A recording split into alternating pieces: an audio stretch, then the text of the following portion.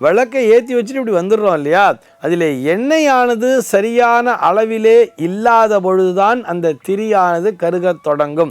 அந்த திரியானது கருகி போயிடுச்சுன்னா அந்த விளக்கிலே ஒளி என்பதே இருக்காது. அப்பொழுது இறைவனை நாம் எப்படி தரிசிக்க முடியும்? இன்னைக்கு நம்ம என்ன பார்க்க போகிறோம் சொல்லி பார்த்தோம்னா, விளக்கேற்றும் பொழுது திரி கருகக்கூடாது என்று சொல்கிறார்களே ஏன் அப்படிங்கிற ஒரு கேள்விக்கான விடையைத்தான் பார்க்க போகிறோம்.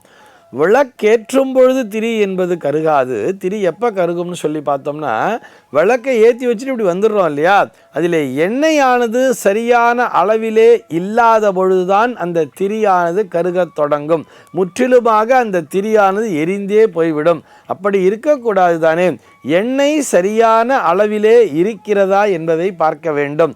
அதுவும் அந்த எண்ணெயானது சுத்தமான நல்லெண்ணெயாக இருக்கிறதா என்பதை பார்க்க வேண்டும். பொதுவாக நம்ம விளக்கேற்றணும்னு சொன்னாலே நெய் விளக்கு என்பது மிகவும் நல்லது அப்படிங்கிறத சொல்லியிருக்கோம்.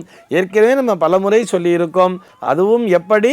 சுத்தமான பசு நெய்யினால்தான் விளக்கேற்ற வேண்டும். ஒரு சில பேர் பார்த்தோம்னா விளக்கேற்றுறதுக்குன்னே தனியாக ஒரு நெய்யை வச்சுருப்பா. This ghee is only for lighting the lamps அப்படின்னே போட்டிருப்பான். அது நெய்யே அல்ல என்பதையும் புரிந்து கொள்ள வேண்டும்.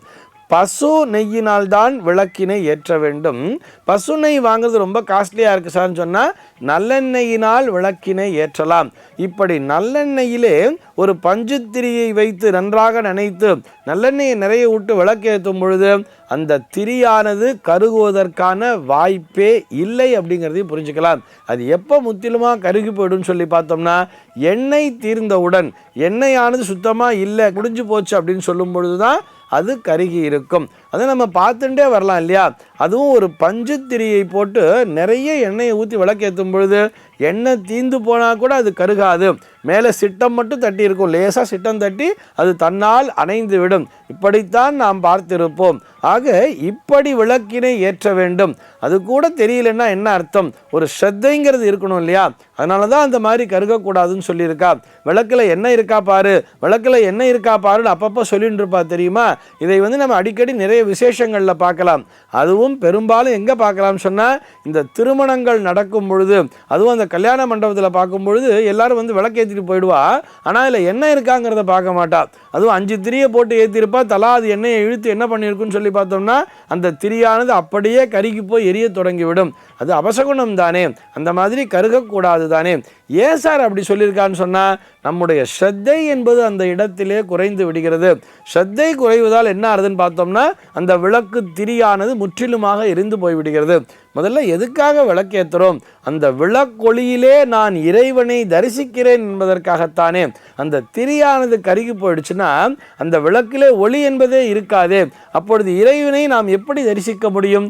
இந்த காரணத்தினால்தான் விளக்கானது எப்பொழுதுமே எரிந்து கொண்டே இருக்க வேண்டும். அது அணையா விளக்காக இருக்க வேண்டும்.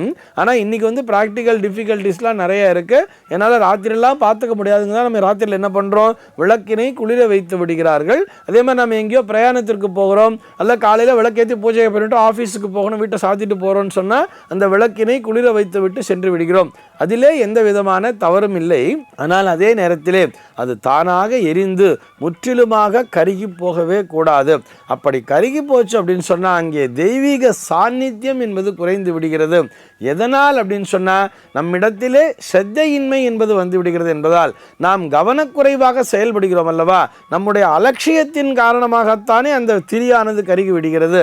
அப்படி நாம் தெய்வ விஷயத்திலே அலட்சியமாக இருக்கக்கூடாது என்பதால் தான் நம்முடைய பெரியவர்கள் நமக்கு தொடர்ந்து வலியுறுத்தி கொண்டே வருகிறார்கள். விளக்கில் என்ன இருக்கா பாரு, அது எரிஞ்சிட்டு இருக்கா பாரு, சிட்டம் தட்டிச்சுன்னா நல்லா தூண்டி விடு, விளக்குன்னு தூண்டி விடு அப்படின்னு சொல்கிறாங்க இல்லையா.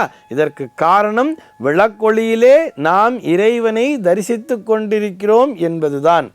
இது போன்ற சந்தேகங்கள் உங்கள் மனதிலே தோன்றலாம். உங்கள் மனதிலே தோன்றக்கூடிய சந்தேகங்களை கீழே உள்ள வாட்ஸ்அப் எண்ணிற்கு அனுப்புங்கள். நம்முடைய அர்த்தமுள்ள ஆன்மீகம் பகுதியில் அவை பற்றி விரிவாக விவாதிக்கலாம். சர்வே ஜனாஹ சுகினோ பவந்து.